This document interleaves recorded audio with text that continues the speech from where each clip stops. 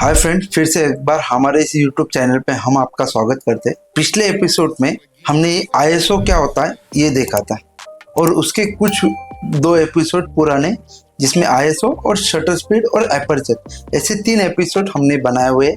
अगर आपने वो नहीं देखे होंगे तो वो ज़रूर देखना, हमारे इस यूट्यूब चैनल पे डाले हुए।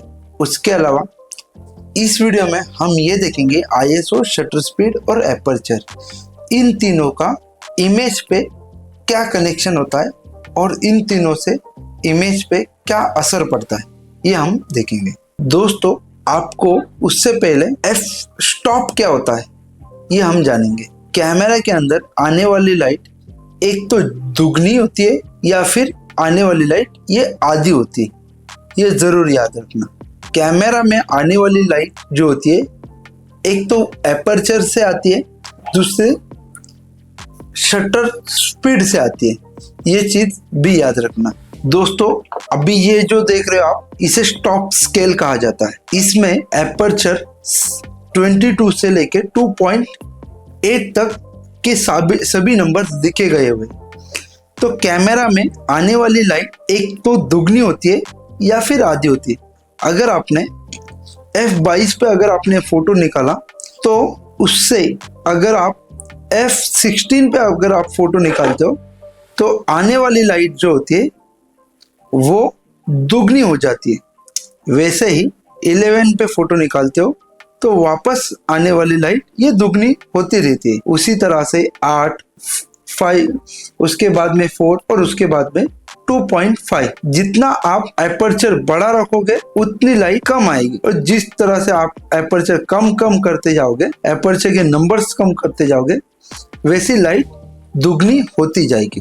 उसी तरह से शटर स्पीड में भी इसी तरह से काम होता है। जिस तरह से आपने एपर्चर का स्केल देखा था उसी तरह से शटर स्पीड का भी स्टॉप स्केल होता है। अगर आपने 1/1000 पे फोटो निकाली और वही फोटो को 1500 पे फोटो निकालने की कोशिश करोगे तो आपकी आने वाली लाइट ये दुगनी होती जाएगी। वापस 1/250 करते जाओगे तो आपकी आने वाली लाइट वापस वो दुगनी होती जाएगी। इस तरह से 125, 60, 30 और 15, इसके ऊपर आपकी लाइट, आने वाली लाइट ये दुगनी होती जाएगी। अगर आप 1/15 पे फोटो निकालते हो और यही लाइट आप 1/30 पे फोटो निकालने जाते हो तो आपकी लाइट आधी होती जाती है। ये चीजें वैसे ही अपोजिट साइड में फोटो के लिए यूज होती है। इसी तरह से आईएसओ भी इसी तरह से काम करता है। अगर आपने 50 पे से आईएसओ 100, 200 या 400 पे लेके जाते हो तो जितना आप आईएसओ बढ़ाते जाओगे उतनी लाइट आपकी ज्यादा होती जाएगी। ये चीजें जरूर याद रखना। अब तक हमने ये जो देखा था वो स्केल पे देखा था। अभी हम यही सभी स्केल को हमारे एक इमेज के ऊपर रख के इमेज पे क्या असर पड़ता है ये हम देखेंगे। हमारी जो इमेज है ये अभी एपर्चर F5 पे निकाला हुआ फोटो है। शटर स्पीड 1/1000 और आईएसओ ये 100 पे फोटो निकाला हुआ है। ये जो फोटो है ये भरे दोपहर में धूप के वक्त हमने ये फोटो निकाला हुआ है। तो इस फोटो के अंदर हम हमारा एपर्चर जो है वो F5 की जगह पे हम एपर्चर को F8 पे लेके जाएंगे। तो हमारी जो इमेज है वो अभी थोड़ी अंडर आ चुकी है। तो उसे हमें सेट करने के लिए हम हमारा शटर स्पीड 1/500 पे लेके जाते हैं।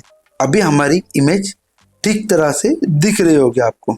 उसी तरह से अभी हम हमारा जो शटर स्पीड है वो हम 1/250 पे लेके जाते हैं, जिससे हमारी इमेज अभी ओवर हो रही है।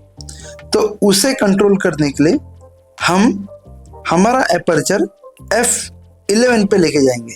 एपर्चर हम 11 पे करेंगे, जिससे ओवर हुई लाइट या फिर कैमरा के अंदर आने वाली लाइट कम होती है और हमारी इमेज इस तरह से परफेक्ट होती है।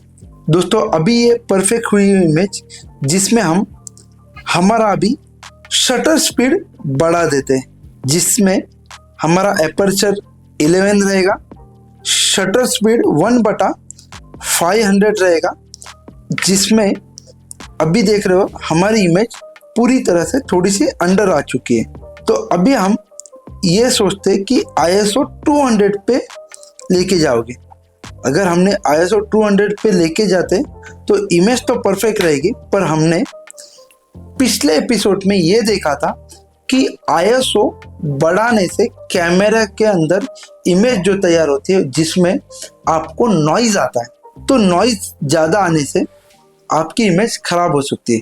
और तो और यहाँ पे अच्छी खासी धूप के वक्त हमें लाइट की ज़रूरत नहीं है, तो हम हमारा ISO वापस 100 पे ही लेके आएंगे और हमारा ISO 100 होने पर हमारी लाइट जो है वो कम हो चुकी है, तो हम वापस से F12 या फिर 8 पे सेटिंग लेके हमारी इमेज परफेक्ट कर सकते हैं। तो दोस्तों आपने देखा होगा किस तरह से हमारा एपर्चर और शटर स्पीड और ISO बदलने से हमारे इमेज पे क्या असर पड़ता है।